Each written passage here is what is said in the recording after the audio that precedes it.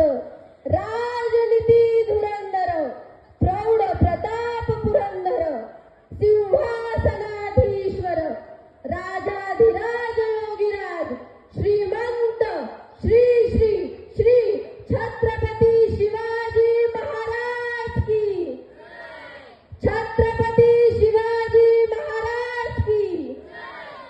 नमस्कार। आदरणीय व्यासपीठावरील उपस्थित मान्यवर मंडळी, पदाधिकारी, प्राचार्य आणि येथे जमलेल्या माझ्या शिवभक्त बंधू भगिनींना माझा मानाचा मुजरा। मी किरण सूर्यकांत माने, सध्या FY BSc CA या वर्गात शिकते। मित्रांनो, आज 6 मार्च 2026 शिवरायांची 396वी तिथीनुसार जयंती साजरी करण्यासाठी आपण येथे जमलो आहोत। मित्रांनो, आज इतिहास पुन्हा एकदा बोलतो आहे।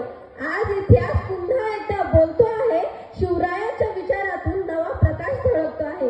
ही केवळ जयंती नाही, ही प्रेरणेची हाक आहे आणि स्वाभिमान स्वराज्य आणि माणुसकीची ही वाट आहे। मित्रांनो, आई जिजाऊच्या संस्कारातून घडला असा हा महान राजा,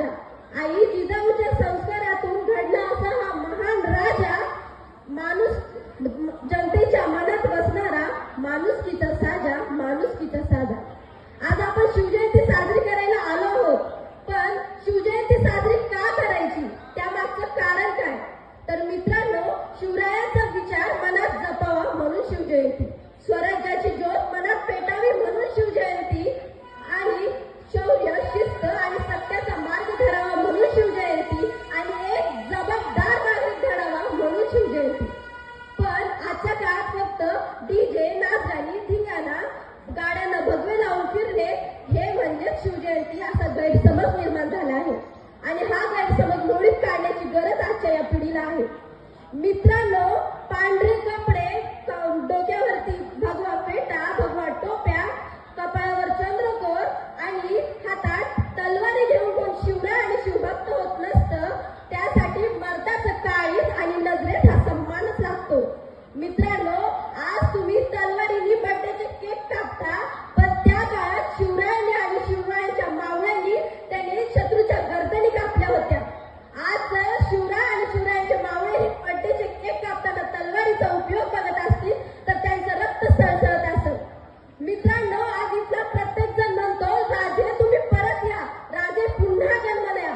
प्रत्येक जण आकांताने आरोळी घालतोय, राजे पुन्हा जन्माला या, राजे पुन्हा जन्माला या। पण का यावं राजांनी पुन्हा या अशा मातीत जन्माला, जिथे हे राज्य हिंदवी स्वराज्य आणि हे स्वराज्य झाल्यानंतर हे सुराज्य व्हावं यासाठी रक्ताचं पाणी केलं, आणि याच हिंदवी स्वराज्यात आज या हिंदवी स्वराज्याला कलंकित करणाऱ्या घटना दिवसा ढवळ्या अमानुषपणे घडत आहेत। काय हे पाहिलं यावं राजांनी या मातीत पुन्हा? काय यावं राजांनी या मातीत पुन्हा जन्माला, जेव्हा शिवरायांनी आणि शिवरायांच्या मावळ्यांनी स्वतःच्या जीवाचं दान केलं, वेळ प्रसंगी स्वतःचं बलिदान दिलं, आणि याच गडकिल्ले जिंकले, आणि याच गडकिल्ल्यांवरती आज दारूच्या, प्लॅस्टिकच्या बाटल्या, गुटखा, विमल, मावा याचा कचऱ्याचा ढीग साचलाय। काय हे बघायला यावं महाराजांनी पुन्हा जन्माला? अरे काय यावं महाराजांनी पुन्हा जन्माला, ज्यांनी स्वतः किल्ले बांधले, स्वतः किल्ले जिंकले, त्यांनी तरीही कधी स्वतःचं नाव सुद्धा त्या गडकिल्ल्यांवर लिहिलं नाही, आणि ह्याच गडकिल्ल्यांवर आजचे काही महाभाग जाऊन स्वतःची नावं कोरतात। काय हे पाहिलं यावं राजांनी जन्माला? अरे काय यावं राजांनी या मातीत जन्माला, जिथं स्त्रियांना आदर मिळावा, सन्मान मिळावा म्हणून वयाच्या अवघ्या 17व्या वर्षी स्त्रीची आबरू लुटणाऱ्या गुजर पाटलाचा चौरंग करून सोडला, त्यानंतर काहींचा गडलोट केला, आणि काहींचं तर भर चौकात शिक्षा दिली। हे एवढं सगळं केलं शिवरायांनी हिंदवी स्वराज्य स्थापन व्हावं म्हणून, आणि या अशा हिंदवी स्वराज्याला कलंकित करणाऱ्या घटना आज घडत आहेत। काय हे पाहिलं यावं शिवरायांनी पुन्हा जन्माला? अरे शिवरायांनी आपल्याला शिकवलं, माणुसकी हाच खरा धर्म आहे। आई, बहीण आणि मुलगी फक्त स्वतःची नाही तर दुसऱ्यांच्या घरची सुद्धा जेव्हा सुरक्षित असेल तेव्हाच खऱ्या अर्थाने हा समाज सुरक्षित आणि सक्षम होईल।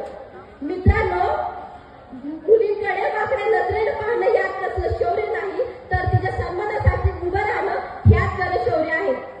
आज इथल्या प्रत्येकाला शिवभक्त, शिवरायांसारखं व्हायचंय, पण फक्त व्हायचंय, कोणाची इच्छा, फक्त इच्छाच उतुदार